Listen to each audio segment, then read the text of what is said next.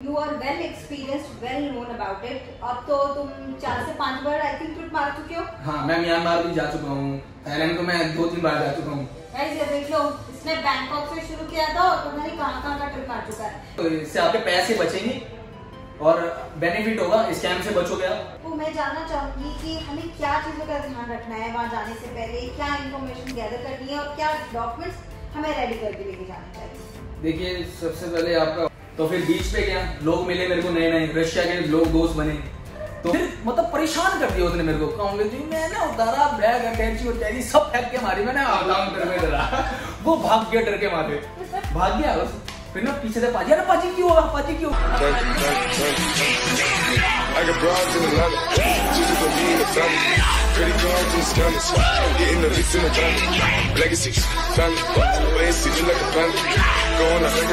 Hello guys, welcome back to my channel. तो कैसे आप लोग, उम्मीद करता हूँ कि अच्छे होंगे। तो गाइस आज मैं आया हूँ अपनी दीदी के पास, जो मेरे से थोड़ा मेरा एक्सपीरियंस पूछना चाहती है कि कैसा रहा थाईलैंड का। तो मैं एक्सपीरियंस शेयर करने आया हूँ और आज क्वेश्चंस का जवाब देना पड़ेगा मुझे, तो व्लॉग में बने रहे और स्टे ट्यून। लेट्स वेलकम यात्रा वाली।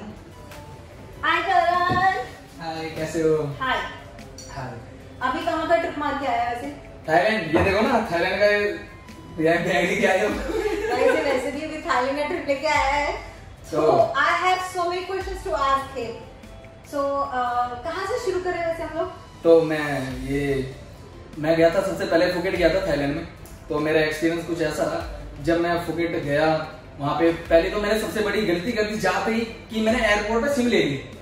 एयरपोर्ट पे सिम नहीं लेनी है सबसे बड़ी बात, ये सबसे बड़ी गलती है हमारी। ये बहुत बड़ी बात है कि बंदे ना एयरपोर्ट पे ले लेते सिम, नहीं, एयरपोर्ट से बाहर लेनी है सिम। एयरपोर्ट पे जो सिम होती है वो उसका एक टाइम होता है कि भाई 1 महीने बाद वो सिम बंद हो जाएगी ऑटोमेटिकली, टूरिस्ट सिम मिलती है आपको। एयरपोर्ट से बाहर निकल के सिम ले। और दूसरा ध्यान रहे, जब भी आप चाहे बैंकॉक जा रहे हो या फुकेट जा रहे हो या पताया जा रहे हो, एयरपोर्ट से टैक्सी ना पकड़े, ऐप डाउनलोड कर लो, वाईफाई फ्री होते हैं वहां, किसी से भी पूछ लेना, वो आपको बता देंगे। ग्रैब ऐप डाउनलोड करो, सब में बढ़िया रीजनेबल। हाँ, रीजनेबल कैब आती है। वीजा तुमने एयरपोर्ट पे लिया था या स्टैंप लगवाया था। एक्चुअली मैं स्टिकर वीजा पे गया था, जिसका प्राइस मेरे को 5500 रुपीज पड़ा था। और टिकट कॉस्ट आपकी वही बैंकॉक की आपकी आ रही है 12-13 हजार के आसपास, और फुकेट की आ रही है 18-19 हजार के आसपास। वन स्टॉप था या डायरेक्ट फ्लाइट थी जो इतनी चीप हो गई थी तुम्हारी। नहीं, डायरेक्ट फ्लाइट थी। डायरेक्ट फ्लाइट थी। फुकेट की कितने घंटे की फ्लाइट थी। मेरी आपकी 5 घंटे 45 मिनट फुकेट की।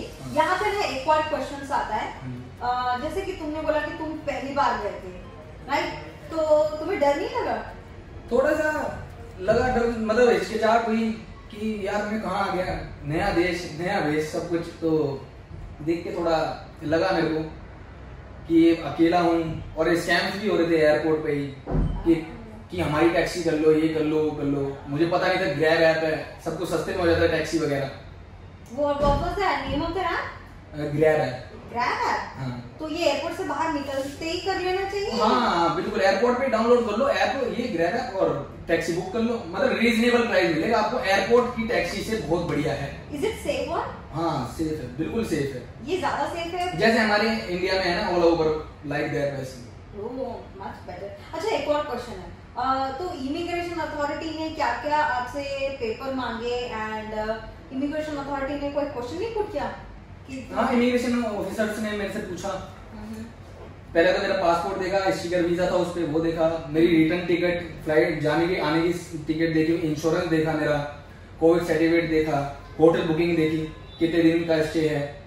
वैसे तो इस समय थाईलैंड का वीजा फ्री है, तो इस समय तो कुछ नहीं पूछते, ना फोटो मांगते, ना ही कोई फॉर्म फिलअप करना पड़ता है। बहुत इजी है, कोई फीस नहीं लगती, आप जा सकते हैं। तो अच्छा करण, एक और चीज, तुम्हारी इंग्लिश तो अच्छी है नहीं, है ना, तो तुमको वहाँ प्रॉब्लम नहीं हुई। वही ना, मेजर टास्क इज तुम्हारी इंग्लिश अच्छी नहीं।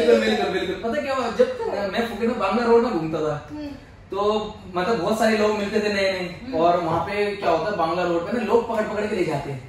सच्ची। हाँ, बांग्ला रोड से होते हुए बांग्ला रोड एक स्ट्रीट है, तो मतलब बहुत बढ़िया एक्सपीरियंस रहा मेरा वहाँ का। क्लब नाइट लाइफ बहुत अच्छी है वहाँ की। तो Bangla road is where, Phuket में। हाँ, point to be noted. Phuket में है। तो फिर वहां से मैं जा रहा था पतोंग बीच। अब पतंग भी जाते जाते बीच में रास्ते में कभी कोई लड़की खींचे, कभी कोई लड़का खींचे। मैंने ये क्या हो रहा है यार, कहाँ गया मैं? और अकेला, तो मैं थोड़ा डर भी जाता है इंसान की क्या हो क्या रहा है, स्कैम वगैरह चलते हैं। तो फिर बीच पे गया, लोग मिले मेरे को नए नए, रशिया के लोग दोस्त बने, तो उन्हें भी इंग्लिश नहीं आती, उन्हें तो थोड़ी बहुत भी नहीं आती, तो हम ट्रांसलेट करते थे, फोन में ऐप डाउनलोड कर लेते थे, ट्रांसलेट कर करके बात करते थे, तो बहुत दिन उनके साथ एंजॉय करा। How many friends did you get of different countries? मेरे कजाकिस्तान में, और तुम्हारा रशिया के, और अफगानिस्तान हो गया, मतलब बहुत सारी कंट्रीज के लोग आए, जापान वगैरह, चाइना, अमेरिका तक के दोस्त बने मेरे, जो कि आज भी इंस्टाग्राम पे मुझे फॉलो करते हैं और मैं उन्हें फॉलो करता हूँ। ओह माय गॉड, उसमें लड़कियां भी हैं? हाँ, आप झूठ मत बोलना है। लड़कियां भी हैं। Look at his smile, guys. Married है, लेकिन वो मैरिड है। नहीं, एक ही झूठ बोल रहा है ये। नहीं, एक आधी बच्ची होगी जो सिंगल होगी, लेकिन बाकी तो मैरिड है। That's so nice. अच्छा मुझे बताना कि वो टैक्सी जो तुमने बाहर खरीदी उसका चार्ज क्या लगा था? एयरपोर्ट से फुकेट टाउन तक का मेरा चार्ज, जो जंगसिलोन मॉल गया था मैं, जंगसिलोन मॉल तक का चार्ज मेरा लगा था 600 बात के आसपास, मतलब इंडियन करेंसी में 1350 के आसपास हो गया, 1300 के आसपास, क्योंकि मैंने ग्रैब ऐप डाउनलोड नहीं करा था, मुझे पता नहीं था, इसलिए थोड़ा महंगा पड़ गया मुझे। और फिर मैं वहां जाके होटल में रुका, अराया होटल। हाँ, उसमें स्विमिंग पूल वगैरह सब कुछ, ये भी 6 का भी प्राइस 600 रुपए पर डे, जिसमें आपकी पासपोर्ट की फोटोकॉपी लेंगे और आपको रूम दे देंगे, 600 बात लेंगे, सिक्योरिटी के तौर पे आपकी पासपोर्ट की फोटोकॉपी लेते हैं वो, कोई स्कैम वगैरह नहीं है इसमें। किसी भी होटल में जाओगे या हॉस्टल में जाओगे रुकने, तो आपकी पासपोर्ट की फोटोकॉपी, कोई डॉक्यूमेंट की फोटोकॉपी लेते हो। अच्छा Karan, then one more question in this, अगर जैसे ठीक है यू अफोर्डेड 600 बात का room and all this thing, अगर कोई नहीं अफोर्ड कर पाए तो what is the best option? सबसे बेस्ट ऑप्शन है आपका फिर हॉस्टल आता है। हॉस्टल भी है? बिल्कुल हॉस्टल है, आपको सर्च करना पड़ेगा, बस हॉस्टल तो बहुत सारे हैं। कहाँ पे मिल सकते हैं बेस्ट हॉस्टल? अरे नियर बाय में बहुत जगह है, आपको बस सर्च करना पड़ेगा। जैसे फुकेट टाउन में हॉस्टल मिल जाएंगे आपको, हॉस्टल फुकेट टाउन हो गया, या फिर काथू हो गया, एक पतंग बीच से थोड़ा सा दूर काथू है। अच्छा, वहां पे भी मिल सकते हो हॉस्टल्स आपको। तो क्या प्राइस में पड़ जाता है? हॉस्टल तो आपको मतलब आधे प्राइस में पड़ जाएंगे मेरे हिसाब से। जहाँ आपको रिजॉर्ट या होटल आपको 500 बात पर डे, 600 बात पर डे पड़ रहा है, वहीं आपको 250 बात, 200 या 300 बात पर डे पड़ेगा आपका ये हॉस्टल। तो हॉस्टल बेटर है अगर आप सोलो ट्रैवल कर रहे हो और बजट ट्रैवल कर रहे हो आप, तो बहुत बढ़िया है। Like him guys. Okay, my next question, very exciting question, I think so. Okay. Hotel ले लिया, उसके बाद तुम घूमे कहाँ पर, क्या क्या देखा? हाँ, ये तो बहुत मतलब अच्छा क्वेश्चन है, क्योंकि हर कोई वहां घूमने जाता है। तो मैं आपको बताना चाहूंगा, सबसे पहली चीज है फुकेट टाउन, और वहां से सबसे जो फेमस रोड है, वहां पे पूरी नाइट लाइफ वहां के लिए पागल मानी जाती है थाईलैंड में, फुकेट में। अगर फुकेट इस वजह से ही फेमस है, बांग्ला रोड की वजह से। फुकेट की बात है, हाँ, जैसे पताया में पताया स्ट्रीट है, बैंकॉक में खाउसन रोड है, ऐसी फुकेट में बांग्ला रोड है। तो ये नाइट लाइफ के लिए बहुत मशहूर है। वहां से ही पास में पतोंग बीच है, और वहां से थोड़ी दूरी पे बुद्धिस्ट टेम्पल है करोन बीच के आसपास, और वापस बांग्ला रोड आते हैं, और वहां पे हमें एक पैकेज मिलता है, boat tour package. That is in night और in day? Boat tour package का ना डे, सुबह आपको 8 बजे पिक करेंगी और शाम को 6-7 बजे आपको वापस ड्रॉप कर देंगी, जिसमें आपका लंच इंक्लूड होता है। और इसमें आपको 3-4 आइलैंड ले जाते हैं, फिफीडोंग आइलैंड, आपका मंकी आइलैंड और खाइनोक आइलैंड। मैं आपको दिखाता हूँ, वो क्लिप में डालता हूँ यहाँ पे। Let's see dogs as well. हाँ, ये देखिए, जैसे मैं अब यहाँ पे इस बोट पे हूँ, ये जो बीचेस वगैरह है ये सब इंक्लूड है। मैंने 1000-1200 रुपए में, 1000-1200 बात में घूम रहा हूँ ये सब, और इसमें लंच इंक्लूड है। तो इतनी सारी प्लेसेस कवर करने के बाद फुकेट में आप वापस इंडिया आ गए थे? अरे नहीं, वापस कैसे आ रहा हूँ, 3 ही दिन तो हुए फुकेट में हुए। एक दिन तो मैंने मतलब ये सब कुछ कवर करा, एक दिन में तो करूंगा नहीं, मैंने 3 दिन लगे बोट टूर वगैरह। अब मैं कहाँ गया, फुकेट से गया मैं बैंकॉक। सीरियसली? हाँ, बैंकॉक में मैंने 2 दिन स्पेंड करे। मैं आपको बताता हूँ कि इन 2 दिनों में मैंने क्या बवाल मचाया वहाँ पे। Guys stay tuned till now. Stay tuned guys. तो फिर क्या हुआ, मेरे को तो बस क्या बताऊं, एयरपोर्ट पे, स्वर्ण भूमि एयरपोर्ट पे उतरा मैं, वहां से टैक्सी करी मैंने, क्योंकि मुझे ग्रैब ऐप का पता लग गया था, तो मेरी टैक्सी रीजनेबल प्राइस पे हुई। मैं इंडियन एम्पोरियम जा रहा था, एयरपोर्ट से, सोन भूमि एयरपोर्ट से इंडियन एम्पोरियम जा रहा था, जहां पे रेट भी रीजनेबल है। वीर गेस्ट हाउस में रुका था मैं, ठीक है। 300 बात per day, private room, separate AC के साथ, ठीक है। अब भाई रूम मिलने से पहले क्या हुआ, मैं ढूंढ रहा था होटल। टैक्सी वाले ने उतारा रात को 12:30 बजे बैंकॉक में। अब भाई मैं जैसे उतरा, पीछे 3 लेडी बॉय थे। Lady boy 3 lady boy. और भाई वो धीरे धीरे पीछे चले, मेरे हाथ में मेरे लगेज, बैग वैग वगैरह सामान था। अब भाई मैं चले जाऊं, वो पीछा करे जाए। अब भाई मैं थोड़ा डर गया, मैं तो अकेला गया था इतनी दूर, मैं करूं तो करूं क्या। तो क्या हुआ, एक आता है और ना परेशान करता है, कम विथ मी। मैं डर गया, कम विथ मी। अब मैं उसे मना कर जाऊं, नो। अब मैं गलियों में जा रहा हूँ, होटल देख रहा हूँ, मेरे को होटल मिल गया। मैं होटल में घुसने ही वाला था, पीछे से आया, फिर मतलब परेशान कर दिया उसने मेरे को। कम विथ मी, मैंने उतारा बैग, अटैची सब फेंक के मारी मैंने, वो भाग गया डर के मारे, भाग गया। फिर ना पीछे से पाजी की होगा, वीर गेस्ट हाउस में से निकल गया पाजी। मैंने पाजी पीछे पड़ रहा है, कह रहा पाजी आओ ना, तुम अंदर आओ, क्या रूम चाहिए था तुम्हें, अंदर आओ। फिर रूम मिला मेरे को।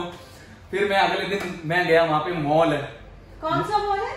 मॉल का नाम ध्यान नहीं आ रहा, इंडियन एम्पोरियम मॉल है। इंडियन एम्पोरियम नाम ही उसका इंडियन एम्पोरियम है। अच्छा। वहां पे हाँ, तो वो मिनी इंडिया है, बैंकॉक में मिनी इंडिया है। आपको नहीं पता, बहुत इंडियंस मिलेंगे, आपको फॉरेनर्स भी मिलेंगे। करंट एक क्वेश्चन है इसी जगह पे। हाँ। जैसा क्योंकि मैंने पहले नहीं पूछा, पर अब जानना चाहती हूँ, आप जब गए थे तो आपने अपने पेरेंट्स इन सबको कैसे कनेक्ट किया? वाईफाई ठीक है एयरपोर्ट पे होगा, बाकी जगह पे कैसे कनेक्ट किया अपने पेरेंट्स को? मतलब एक्चुअली क्या है कि जब मैं गया था तब तो मेरे पास सिम इंडिया की थी, तो उसमें मैंने इंटरनेशनल पैकेट डलवा दिया था। okay. कि जब तक सिम नहीं ले लेता तब तक तो कॉल पे बात कर सकता हूँ 2-4 मिनट। फिर उसके बाद मैंने सिम ले ली, नेट कॉलिंग चलती थी, व्हाट्सएप, इंस्टाग्राम वगैरह पे हम आराम से। कहाँ से लिया था? एयरपोर्ट से? सिम तो मैंने जेंसिलॉन मॉल से लिया था। एयरपोर्ट से तो बहुत महंगी सिम मिल रही थी और नेट भी कम मिल रहा था और लिमिटेड सिम थी भाई, 1 महीने के अंदर ऑटोमेटिक बंद कर देते वो, टूरिस्ट सिम थी वो। तो व्हाट डू यू सजेस्ट? और मैंने सिम कौन सी लेनी मैं बता देता हूँ, सिम कौन सी लेनी, डीटेक की। डीटेक सिम लेना सबसे बढ़िया है, डेटा भी ओके मिलता है और नेट भी ओके, सब कुछ ओके मिलता है आपको, बैलेंस वगैरह। जेंसिलॉन मॉल से लिया था मैं, बहुत जगह से मिल सकता है, रीजनेबल प्राइस था, बढ़िया। अच्छा था डीटेक कंपनी पे। तो वो बैंकॉक आने के और मैं वापस आ गया था तब भी वो सिम चल रही है। अरे वाह। लेकिन अगर एयरपोर्ट से लेते ना वो सिम तो अब तक तो बंद हो जाती, वो 1 महीने में ऑटोमेटिक बंद कर देते, टूरिस्ट सिम होती है वो। अच्छा, मतलब you are still using that number? हाँ बिल्कुल। गाइस ये ना बैंकॉक का ट्रिप मारता रहता है। If you want to know anything more, any questions if you have, and if you want to know what is the procedure, please do comment on the comment box. तो जैसा आपने बताया कि आप बैंकॉक में गए थे, तो आपने बैंकॉक में क्या क्या देखा? बैंकॉक में मैंने इंडियन एम्पोरियम, और बैंकॉक में एक मार्केट लगती है वेजिटेबल्स की, और खाउसन रोड मेन, बहुत बढ़िया खाउसन रोड, जैसे बांग्ला रोड है फुकेट में, मैंने आपको बताया कि थोड़ी देर पहले, ऐसी खाउसन रोड है बहुत फेमस। और एक हिंदुओं का टेम्पल है बहुत पुराना, वहां पे वो गया था, वो जगह गया था। तो मैं इन जगह पे गया, एंजॉय करा, बहुत लोग मिले, और सबसे बढ़िया बात वहां के लोग बहुत फ्रैंक, बहुत अच्छे हैं, मतलब गुड ट्रीट करते हैं, लड़की हो लड़का हो, चाहे बड़ा हो चाहे छोटा। ऐसा नहीं है कि कोई एटीट्यूड या ईगो दिखाए, नहीं, बहुत फ्रेंडली नेचर है उनका। थाईलैंड वाले लोगों का नहीं कह रहा, बहुत जितने भी फॉरेनर्स आते हैं बहुत ओपन माइंडेड है सब। बाकी वही है, जब मैं फुकेट से बैंकॉक आया तो एयरपोर्ट में भी थोड़ा सा दिक्कत हो गया, एयरपोर्ट पे दिक्कत हो गई, और टैक्सी से उतरा होटल के लिए तो वहां पे भी दिक्कत हो गई। एयरपोर्ट पे दिक्कत क्या हो गई, वो कपड़े वपड़े खींच रहे, लड़कियां थी मजाक कर रही और वहां उतरे तो लेडी बॉय मजाक कर रहे, समझ ही नहीं आ रहा। तो मेरा पहला एक्सपीरियंस तो मैं आपके साथ शेयर कर रहा हूँ। तो थोड़ा स्कैम से बच के रहे, कोई आपको बुलाए ना कि हमारी कैब कर लो, हमसे सिम ले लो ना, थैंक यू, वहां से निकल जाओ। My next question to you is कि आपके खाने पीने का और जो ट्रांसपोर्टेशन था ओवरऑल, जो आपने फुकेट में लिया, और उसके बाद फुकेट से आप जो बैंकॉक में गए और वहां पे जितना भी आपने ट्रैवल किया, तो आपका ये इंटरनल कितना पड़ा, मतलब आपका खाने पीने का और ट्रांसपोर्टेशन का खर्चा अप्रॉक्स कितना पड़ा? ट्रांसपोर्ट वगैरह का, इन सब चीजों का, ट्रांसपोर्टेशन का तो खर्चा मैंने लोकल ट्रांसपोर्ट यूज करता था। अच्छा। आपका टुक टुक या तो बाइक राइडर होते जो ग्रैब से भी आ जाते हैं, वो हो गए सस्ते में, कैब वगैरह मैं कम यूज करता था एयरपोर्ट से आने और जाने के लिए बस। ये बहुत रेयर है। करेक्ट, आई थिंक आप वेजिटेरियन है, करेक्ट? हाँ जी, वेजिटेरियन और वेज तो बर्गर ढूंढ ढूंढ के पागल हो गया, तो बर्गर किंग में जाके वेज मिला था मेरे को, वो भी एक ही बर्गर रखा था वहाँ पे वेज, एक ही वेरायटी है वेज की बस, बाकी सारे नॉन वेज है। तो वहाँ पे आपने सिर्फ बर्गर खा के काम चलाया है या व्हाट डिड यू? नहीं, बहुत सारी वेज चीजें भी रेस्टोरेंट में जाके खाना खाया है। मतलब आपका वही है, दिन का 1000 बात खर्च हो जाता था। अरे वेजिटेरियन तो बहुत महंगे हैं वहाँ पे, वेज खाना तो बहुत महंगा है, नॉन वेज आपको सस्ता मिल जाएगा थाईलैंड में है। हाँ। And what about, तो कितना एक्सपेंस पड़ा था? और what about beer यार, आजकल सब यार बियर वहाँ पे चलती लियो बियर का नाम है लियो। और अगर कोई ड्रिंक करनी है आपको जैसे विस्की तो है सैमसंग। ये मतलब थोड़ा नाम आपको अजीब लग रहा होगा लेकिन यही नाम है थोड़ा थाई नेम है। ये इंग्लैंड की दारू है, ये इंग्लैंड की दारू। मैं यहाँ शायद आपको क्लिप दिखा सकूं, वो क्लिप मेरे फोन में है। ये इंग्लैंड की दारू भाई, ये कह रहे इंग्लैंड की दारू समझ नहीं आ रहा यार, ये कह रहे इंग्लैंड की दारू, ये इंग्लैंड की दारू भाई, ये इंग्लैंड की दारू है, इंग्लैंड की तो हमने बीच पे रात को बैठ के आराम से एंजॉय करते हैं, मौसम, लहरें, और अपना एंजॉय कर सकते हो, पार्टी कर सकते हो। और अगर आप क्लब जा रहे हो, सबसे बड़ी बात, चाहे बैंकॉक हो, फुकेट हो, पता है कहीं पे थाईलैंड में कहीं भी क्लब में जा रहे हो, तो लड़कियों के स्कैम से वहां पे बचे।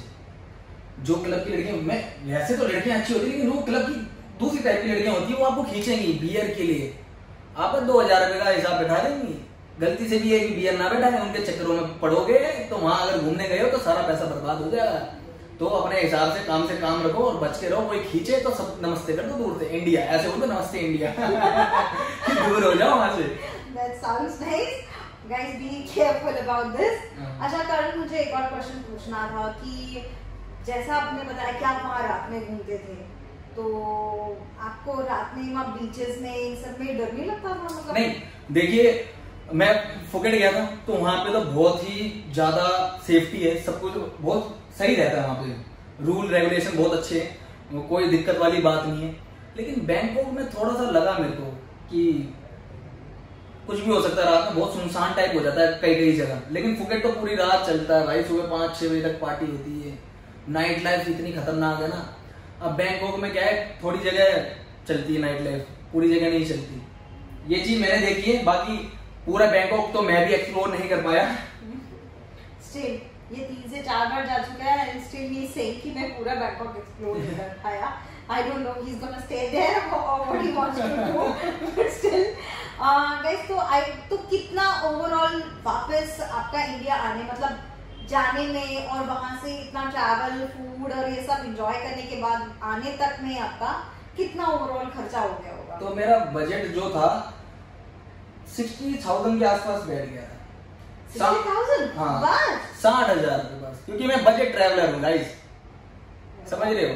और अगर आप बजट ट्रैवलर नहीं हो, ज्यादा एक्सपेंसिव चीजें अफोर्ड कर सकते हो, तो कोई दिक्कत नहीं, आपका 70,000 रुपये खर्चा आ जाएगा, ज्यादा 70, इससे ज्यादा कितना ही घूम लोगे 5 दिन में आप, या 6 दिन में कितना ही खा लोगे। ये भी बात सही है। बियर भी जो लियो ली थी सीधा 69 बात की पड़ी थी मेरे को। तो मैं जानना चाहूंगी कि हमें क्या चीजों का ध्यान रखना है वहां जाने से पहले, क्या इन्फॉर्मेशन गैदर करनी है और क्या डॉक्यूमेंट्स हमें रेडी करके लेके जाने चाहिए? देखिए, सबसे पहले आपका हो गया पासपोर्ट, आपका इंश्योरेंस, फ्लाइट टिकट जाने की, फ्लाइट टिकट वापस आने की, रिटर्न टिकट भी जरूरी है, ध्यान रहे। आपका कोविड सर्टिफिकेट कई जगह मांगते, कई जगह नहीं मांगते, लेकिन आप रखिए, ठीक है। अपने डॉक्यूमेंट्स पूरे, और होटल बुकिंग जरूरी है, ये सब लेके जाना। वीजा फ्री है, आपको फॉर्म फिल नहीं करना, ना आपकी फोटो चाहिए, ना ही कोई फीस लेंगे वो आपसे ऑन अराइवल में, लेकिन ये सारे डॉक्यूमेंट कंपलसरी है, आपको लेके जाने पड़ेंगे। रिटर्न टिकट भी वो देखेंगे, ठीक है। आपको 15 दिन का स्टे मिलेगा, 14 दिन का। और अगर आप फुकेट जा रहे हो तो मैंने आपको बता दिया कहाँ घूमना है, और बैंकॉक जा रहे हो तो मैंने आपको बता दिया कहाँ घूमना है। और मिनी इंडिया है बाकी बैंकॉक में, Indian emporium.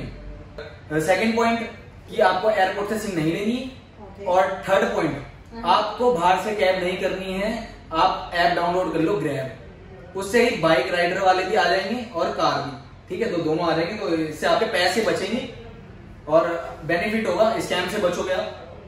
Trip will be more exciting. Yes. Still you have any questions, please do comment on the comment box. Keep on traveling और हमसे ये सारी information शेयर करते रहे, practically भी as well. Okay. Thank you so much. Thank you ma'am. Thank you. Bye bye guys.